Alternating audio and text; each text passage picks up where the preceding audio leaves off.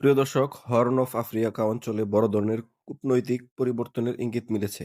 প্রাপ্ত তথ্যে জানা যাচ্ছে ইউনাইটেড আরব আমিরাত মোগাদিশুতে তাদের কূটনৈতিক মিশন কার্যত খালি করে ফেলেছে এবং সেখানে আগে সমর্থন দেওয়া প্রায় ৩,০০০ নিরাপত্তা কর্মীর অর্থায়ন স্থগিত করেছে। প্রিয় দর্শক, এই পরিস্থিতিতে মোগাদিশুর বর্তমান প্রশাসন, যাকে আঞ্চলিক বিশ্লেষকরা তুরস্ক ঘনিষ্ঠ বলে মনে করে, তারা নাকি ইথিওপিয়াকে অনুরোধ করেছে ইউই ইউএই এর সম্পর্কে পুনরুদ্ধারে মধ্যস্থতা করতে।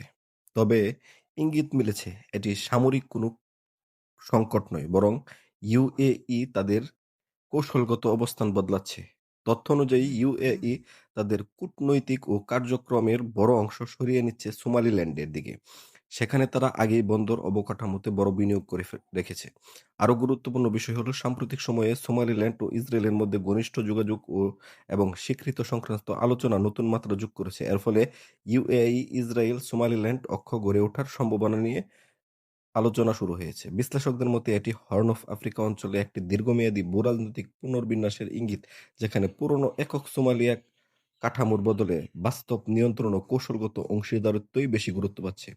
প্রিয় দর্শক, এই পরিবর্তন তুরস্ক, ইথিওপিয়া এবং পুরো রেড সি করিডোরে শক্তির ভারসাম্য বড় প্রভাব ফেলতে পারে বলে মনে করছে বিশ্লেষকরা। পরিস্থিতি এখনো পরিবর্তনশীল এবং আনুষ্ঠানিক ঘোষণার অপেক্ষা করছে। এটাই ছিল সর্বশেষ আপডেট।